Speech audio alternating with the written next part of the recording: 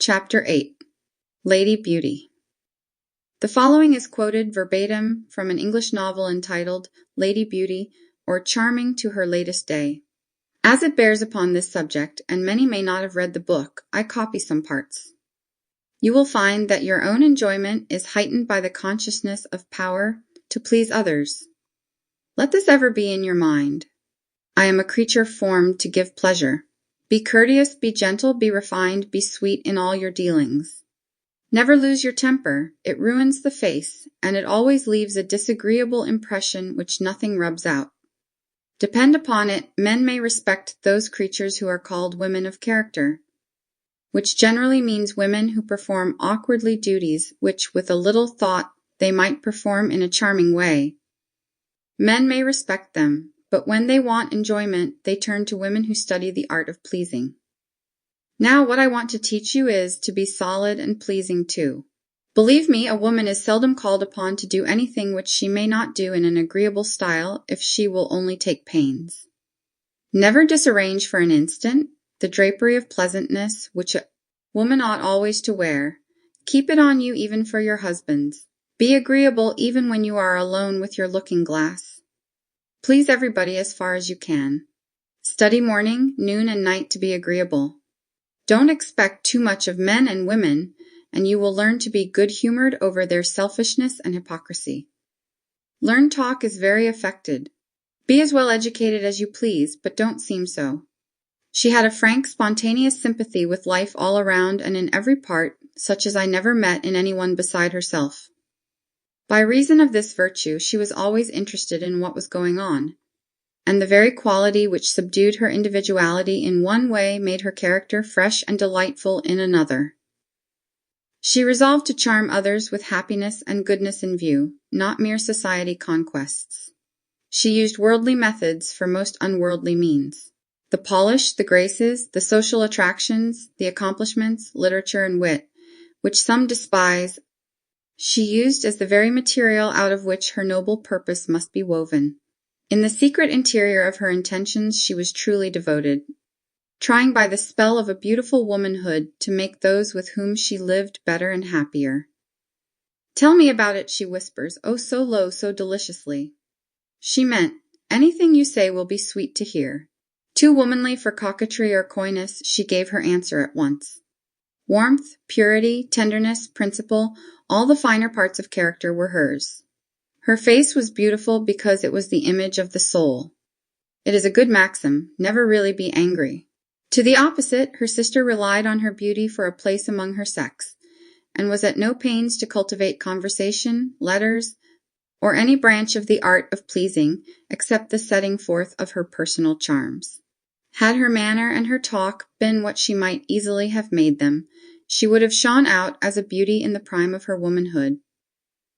She had no lack of sense, nor of education either, but proudly reposing on her incontestable loveliness, she rather withdrew than put forward her attractions. I wish to convince women that it is a great mistake on their part to suppose that their power to please departs with youth.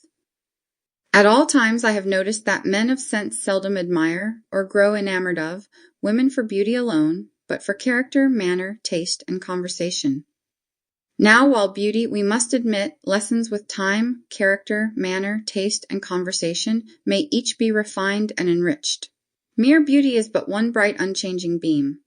It will even grow wearisome, but wit, sense, courtesy, and humanity are forever casting forth new and unexpected rays, and enlivening intercourse with agreeable surprises. She was the best dresser I ever knew. Her appearance pleased numbers of people before they saw her face. She managed, through all the changes of fashion, to respect herself and her own figure and face in the fashion she would always be, but still she would modulate it so as to be the queen and not the slave. Her manners in society were captivating.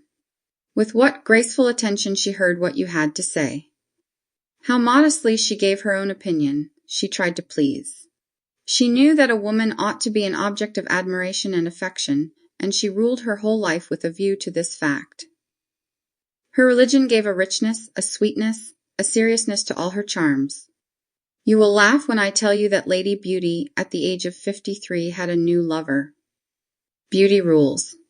Rule 1. A woman's power in the world is measured by her power to please. Whatever she will wish to accomplish, she will manage it best by pleasing. A woman's grand social aim should be to please. Rule 2. Modesty is the ground on which all a woman's charms appear to the best advantage. In manner, dress, conversation, remember always that modesty must not be forgotten, not prudery. Modesty is of the soul, prudery is on the surface. Rule 3. So the woman's aim is to please, and modesty is the first principle. Rule 4. Always dress up to your age or a little beyond it. Let your face be the youngest thing about you, not the oldest. Rule 5. Remember that what women admire in themselves is seldom what men admire in them. Rule 6. Women's beauties are seldom men's beauties. Rule 7. Gaiety tempered by seriousness is the happiest manner in society. Rule 8. Always speak low. Rule 9. A plain woman can never be pretty. She can always be fascinating if she takes pains. I remember well a man who was a great admirer of our sex, telling me that one of the most fascinating women he ever knew was not only not pretty, but as to her face decidedly plain. Her figure, he said, was neat, her dressing faultless, her every movement graceful. Her conversation was clever and animated, and she always tried to please. She was one of the most acceptable women in society I ever knew. She married brilliantly. Rule 10. Every year a woman lives, the more pains she must take with her dress. Rule 11. In all things let a woman ask what will please a man of sense before she asks what will please the men of fashion. You see, if a woman lives for the commendation of men of fashion, she will, if pretty, piquant, or what not, have a reign of 10 years. But if she remembers that she has charms of mind and character and taste, as well as charms of figure and complexion, the men of sense will follow her for a half-century. And in the long run, the men of fashion will be led by the men of sense.